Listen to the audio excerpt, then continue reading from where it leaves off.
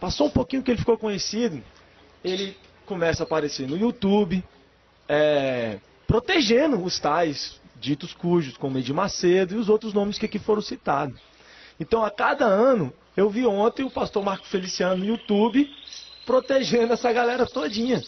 Daqui de Brasília? Não, protegendo o Macedo, dizendo que era homem de Deus, que o Silas era homem de Deus. Mas ele deve ter mudado de ideia de 2 meses para cá, ou 3, porque há 3 meses atrás ele sentou aí onde ele estava, chorou aqui com o secretário dele sentado ali. Eu só estou falando isso porque ele teve o descaramento de sábado passado e na televisão, no programa dele na Rede TV, me mencionar. Dizer que veio à minha casa com pena de mim, que estava em Brasília de passagem e não podia deixar de visitar um ícone da inspiração, da infância espiritual dele, que estava abandonado e veio me visitar. Essa pena, aí olha só, Caio, que eu acho que ninguém deve ter, porque essa pena é uma pena encontrar comigo cruel. Novo, eu tiro as calças dele, sento nesse colo e aí bato assim na bunda do Marco Feliciano. Moleque safado, Feliciano, infeliciano, porque aquele é um safadinho, molequinho. O cara chega, me liga lá do interior de onde ele mora, sei lá onde, eu nunca tinha ouvido falar nele, a não ser por 3 cantores gospel, que me telefonaram para contar das safadezas que ele faz com as menininhas por aí, uma delas com uma amiga da moça. Era só como eu conhecia Marcos Feliciano, não sabia nem que existia Marcos Feliciano. Tô aí quieto. Ele tá querendo falar a verdade da televisão? Meu irmão, não brinca comigo, meu irmão, não use meu nome. Então, chega aí e me liga, o secretário dele, o pastor Marcos Feliciano estará em Brasília daqui a 15 dias, quer ver o senhor o recebe? Aí eu falei, me liga depois que eu vou ver se eu posso ou se eu não posso, não sei o que. Eu não estava afim, eu não tenho esse tempo. Aí liga 2, 3 dias depois, pastor Marcos Feliciano quer saber se o senhor receberia. Aí eu peguei e falei, tá, deixa eu ver um pouco. Aí me ligam de Miami, um amigo dele, o Generoso, lá de Belo Horizonte, que mora lá em Miami agora, Antônio Generoso. O Marcos Feliciano passou aqui na minha casa e implorou para eu lhe telefonar para o senhor recebê-lo. Será que o senhor recebe o pastor Marcos Feliciano? Essa é a história. Eu falei, tá bom, Generoso, diz para ele ligar de novo. Aí o secretário ligou a 3ª vez. Aí eu falei, tá bom, marcamos uma data. Eles vieram aqui, cafezinho da manhã. Ele assentou-se aqui, o secretário dele, onde o senhor está. Aí ele começou a chorar as mágoas dele, que o Silas tinha feito o Jabes tirar a reunião de segunda-feira à noite que ele tinha lá no Bom Retiro, e que estava lotada já de gente, mais do que as outras reuniões, e que o Silas foi colocando ciúme no coração do Jabes, dizendo que a reunião de segunda estava mais forte do que as outras, e que só estava fortalecendo Marcos Feliciano, e os dois eram desafetos, porque estavam brigando pelo mesmo nicho dentro da Assembleia de Deus. O Silas e o Marcos Feliciano, o Marcos com a galera mais jovem, o Silas com as importâncias mais bigodais dentro da igreja, mas brigando pelo mesmo nicho ali dentro. Aí ele começa a me contar a relação dele com o Silas e o Jabes. Polícia Federal no meio, chantagem, grampo telefônico, mulheres pagas para dizerem coisas. Segundo ele, uma menina não sei de onde está paga para dizer que teve um caso comigo que não foi verdade. Ele nem sabia o que eu sabia. Função dos 900. Aí, não, ainda não tinha chegado aí. Aí vão as histórias de delegacia, meu irmão. Fraternidade de delegacia. Aí foi o secretário dele ali ouvindo. Aí chorou. Aí me disse, eu, pastor Caio, estou aqui para lhe ouvir. Porque o senhor é um homem de Deus que inspirou a minha vida toda. Aí o que ele ouviu de mim? Só pancada. Não nele.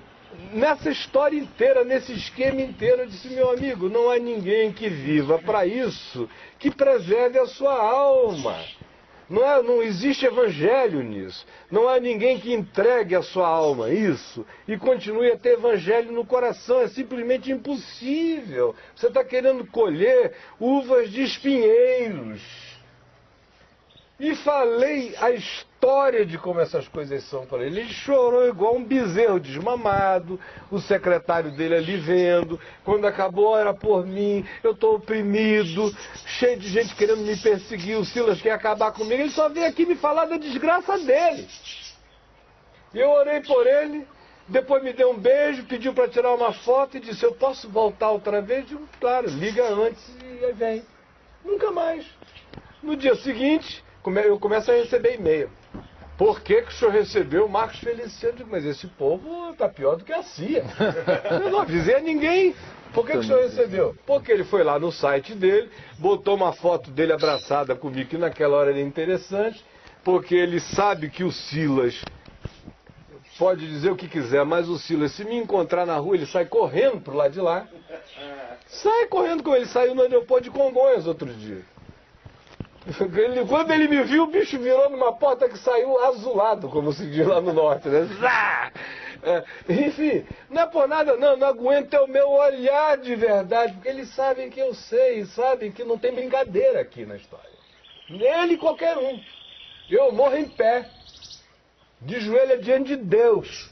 Mas desses carinhas é falando no olho a verdade. Pois bem, então, ele chega, botou no site dele. Aí um monte de gente me escrevendo. Da Assembleia de Deus, era um monte de gente assim, obrigado, pastor, que maravilha. Pensavam que eu estava indo para a Assembleia de Deus, porque eu estava com uma foto com o Marcos Feliciano.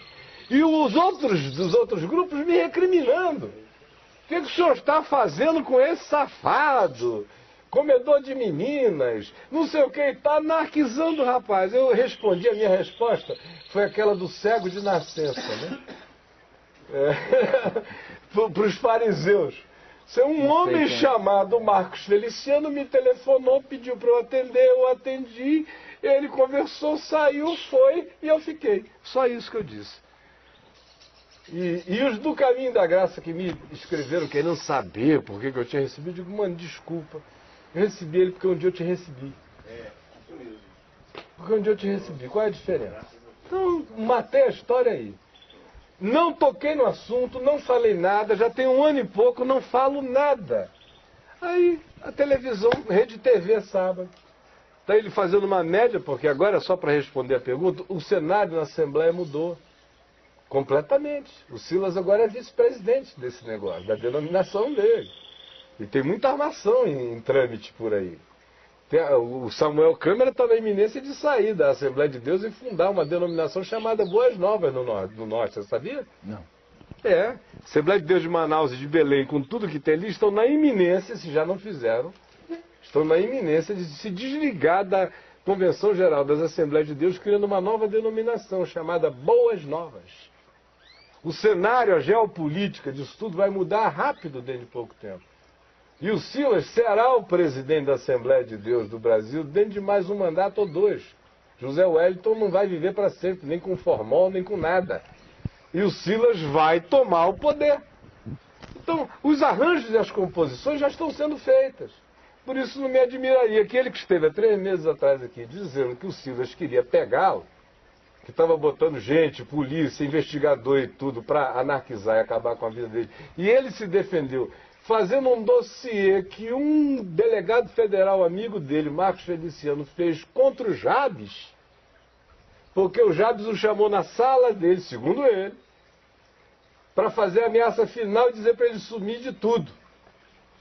E aí ele levou um irmão, que era um delegado, também presbítero, sei lá o quê, disfarçado, e depois que recebeu o ultimato, o sujeito se levantou e jogou a papelada na frente da cara do Jabes, e segundo ele, o Jabes teria ficado assim, branco como essa folha.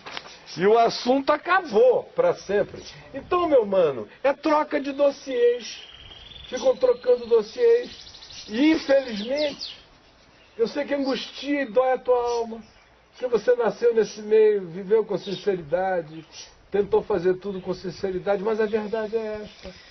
Agora, eu digo isso com a mesma isenção da igreja presbiteriana onde eu nasci. Então não tem aqui nenhum ataque a nada, só tem defesa do evangelho. É isso que as pessoas não entendem nunca. Eles pensam que você está atacando gente. Não! Você só está dizendo o evangelho não é isso, é o que Paulo disse. Lutemos juntos pela fé evangélica, é isso. É não deixar que o evangelho vire o anti-evangelho. Não é problema pessoal.